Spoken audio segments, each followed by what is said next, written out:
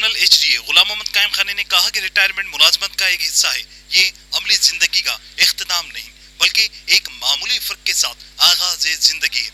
इन ख्यालात का इजहार उन्होंने हाल ही में मुद्दत मुलाजमत पूरी करके रिटायर्ड होने वाले अफसरान के एजाज में मुनक्किद अलविदाई तकरीब से खिताब करते हुए किया।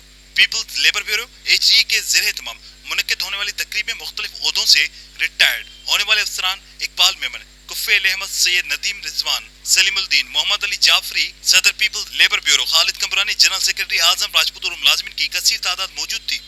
डायरेक्टर जनरल HDA गुलाम मोहम्मद कायम खानी ने मजीद कहा कि मुद्दत मुलाजमत पूरी करने वाले अफसरान ने अपनी जिंदगी के बेहतरीन साल अवाम की खिदमत और इदारे के इस्तेकाम के लिए सर्व किए। उनकी काबिल कदर खिदमत को फरामोश नहीं किया जा सकता। कैमरामैन उमर हैत के साथ इमरान शाह लकियारी, धूम TV न्यूज़, हैदराबाद।